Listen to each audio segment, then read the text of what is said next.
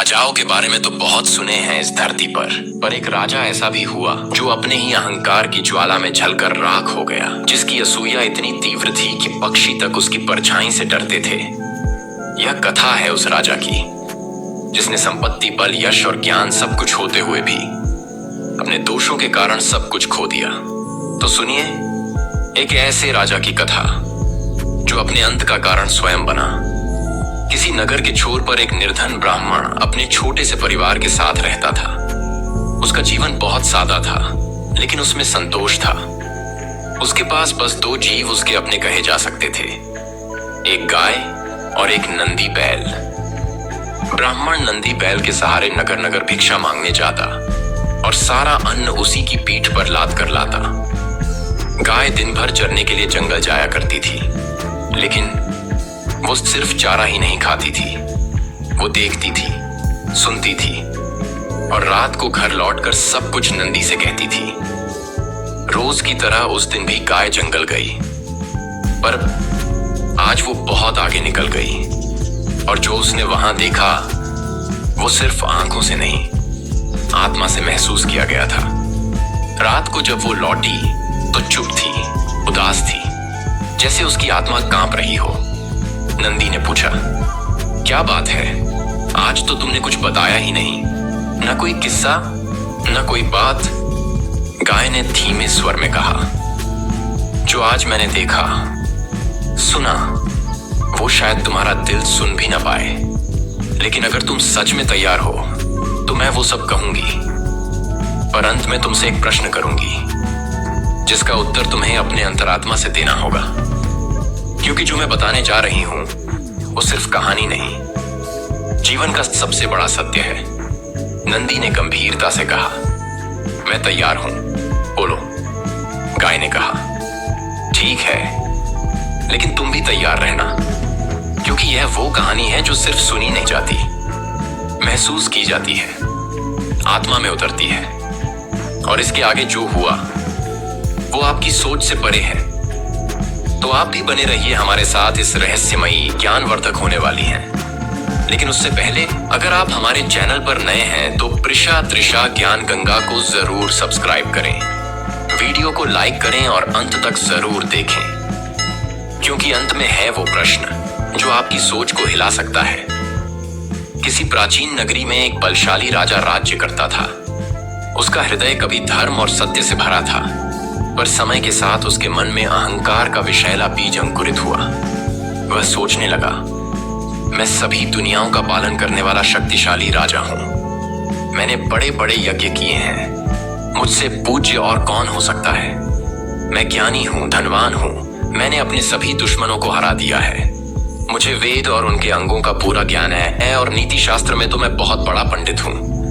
मुझे कोई हरा नहीं सकता, मेरे ऐश्वर्य को कोई नुकसान नहीं पहुंचा सकता। इस धरती पर मुझसे बड़ा और कौन है।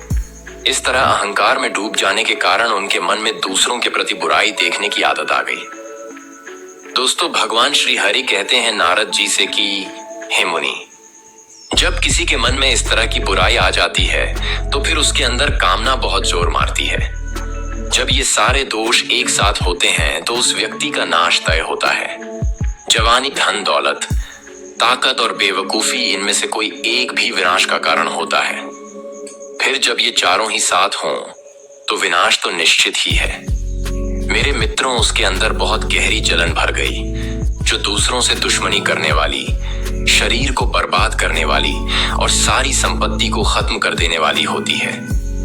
हे प्रिय दर्शक, जिन लोगों के मन में जलन भरी होती है और उनके पास दौलत भी हो तो यह वैसा ही है जैसे सूखी घास की आग में हवा का मिल जाना। जो लोग हमेशा दूसरों की बुराइयां ही देखते हैं, जो दिखावा करते हैं और हमेशा कड़वे बोल बोलते हैं, उन्हें इस दुनिया में और अगले जन्म में भी सुख नहीं मिलता। जिनके मन में जलन का दोष होता है और जो हमेशा कठोर बातें करते हैं, उनके अपने ही लोग, जैसे उनके प्यारे, उनके बच्चे और उनके रिश्तेदार भी उनके दुश्मन बन जाते हैं। जो आदमी किसी और की पत्नी को देखकर चुपचाप उसे पाने की इच्छा करता है, वो खुद ही अपनी दौलत को नष्ट करने वाला बन जाता है, इसमें कोई शक नहीं। श्री हरि जी कहते हैं, जो आदमी खुद अपने भले का नाश करता है वही दूसरों का भला देखकर अपनी गंदी सोच के कारण उनसे जलने लगता है। जो व्यक्ति अपने दोस्त, बच्चे, घर, खेत, धन दौलत और जानवरों की हानि होते देखना चाहता है, वही हमेशा दूसरों से जलता रहता है। जब राजा बाहु का मन जलन से भर गया और वे बहुत ज्यादा अहंकारी हो गए, तो है और तालजंग नाम के क्षत्रिय उनके बड़े दुश्मन बन गए। जलन आने के बाद दूसरों से दुश्मनी बहुत बढ़ जाती है, इसमें कोई शक नहीं। उनका इन शत्रुओं के साथ लगातार 1 महीने तक भयानक युद्ध होता रहा।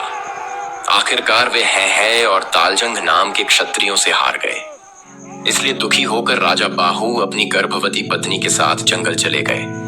वहां एक बहुत बड़ा तालाब देखकर उन्हें थोड़ी राहत मिली, लेकिन उनके मन में तो जलन भरी हुई थी। इसलिए उन्हें देखकर उस तालाब के पक्षी भी डरकर इधर उधर छिप गए। ये बड़ी हैरानी की बात थी। उस वक्त पक्षी बड़ी घबराहट के साथ अपने घोंसलों में छिपते हुए कहने लगे, अरे ये तो कोई बहुत ही डरावना आदमी आ गया है। राजा ने अपनी दोनों रानियों के साथ उस तालाब में जाकर पानी पिया और एक पेड़ की ठंडी छांव में बैठ गए। हे नारद जी, जो व्यक्ति गुणी होता है वो सबको प्रिय होता है, लेकिन अगर कोई व्यक्ति गुणहीन हो तो चाहे उसके पास कितनी भी दौलत क्यों ना हो, वह हमेशा लोगों की निंदा का पात्र बनता है। हे श्रेष्ठ द्विज, उस समय राजा बाहु की बहुत बदनामी हुई। उन्होंने दुनिया में अपने पुरुषार्थ और यश का नाश कर दिया और मरे हुए जैसे जंगल में रहने लगे। बदनामी जैसी कोई दूसरी मौत नहीं होती, गुस्से जैसा कोई शत्रु नहीं होता, निंदा जैसा कोई पाप नहीं होता और मोह जैसा कोई डर नहीं होता। जलन जैसी कोई बदनामी नहीं है, काम जैसी कोई आग नहीं है, लगाव जैसा कोई बंधन नहीं है और आसक्ति जैसी कोई जहर नहीं है। इस तरह बहुत रोने धोने के बाद राजा बाहु बहुत दुखी हो गए। मानसिक पीड़ा और बुढ़ापे के कारण उनका शरीर कमजोर हो गया। हे मुनिश्रेष्ठ, इस तरह बहुत समय बीत गया और फिर औरव मुनि के आश्रम के पास बीमारी से पीड़ित होकर राजा बाहु ने शरीर छोड़ दिया। उनकी छोटी रानी गर्भवती थी, लेकिन अपने पति की मृत्यु से दुखी होकर वह बहुत देर तक विलाप करती रही और चिता में अपने पति के साथ जलकर मरने का सोचने लगी। इसी बीच परम ज्ञानी औरव मुनि, जो महान तेजस्वी थे, वहां पहुंच गए। उन्होंने अपनी उच्च साधना के माध्यम से यह सारा घटनाक्रम जान लिया था। मुनियों को तीनों कालों, भूत, भविष्य और वर्तमान का ज्ञान होता है। ऐसे असूया रहित महात्मा अपनी दिव्य दृष्टि से सब कुछ देख सकते हैं। परम पुण्य आत्मा औरव मुनि अपनी तपस्या के कारण बहुत तेजस्वी लगते थे। वे उसी जगह आए जहां राजा बाहु की प्रिय और सती पत्नी खड़ी थी। मुनिश्रेष्ठ नारद जी, जब मुनि ने रानी को चिता पर चढ़ने के लिए तैयार देखा तो उन्होंने धर्म से जुड़ी बातें कहीं। औरव मुनि ने कहा, महाराज बाहु की प्रिय रानी, तुम पतिव्रता हो, लेकिन चिता पर चढ़ने जैसा साहसिक काम मत करो। तुम्हारे गर्भ में एक ऐसा बालक है जो शत्रुओं का नाश करेगा और एक बड़ा सम्राट बनेगा। हे राजकुमारी, जिन स्त्रियों के बच्चे छोटे हों, जो गर्भवती हों, जिन्होंने अभी मासिक धर्म शुरू न किया हो या जो रजस्वला हों, वे अपने पति के साथ चिता पर नहीं चढ़ती। उनके लिए चिता पर चढ़ना मना है। अच्छे लोगों ने ब्रह्म हत्या जैसे पापों का भी प्रायश्चित बताया है। यहाँ तक कि पाखंडी और दूसरों की निंदा करने वाले भी सुधार सकते हैं, लेकिन जो गर्भ में पल रहे बच्चे की हत्या करता है, उसका कोई उद्धार नहीं है। हे सती, नास्तिक, एहसान फरामोश, धर्म छोड़ने वाले और धोखेबाज का भी कोई उपाय नहीं है। इसलिए हे शुभवती, तुम्हें ऐसा बड़ा पाप नहीं करना चाहिए। मुनि की बात सुनकर पतिव्रता रानी को उन पर विश्वास हो गया और वह बहुत दुखी होकर अपने मरे हुए पति के चरण पकड़कर रोने लगी। महात्मा और मुनि सारे शास्त्रों के जानकार थे। वे रानी से फिर बोले, हे राजकुमारी, तुम मत रो, तुम्हें भविष्य में राज्य लक्ष्मी प्राप्त होगी।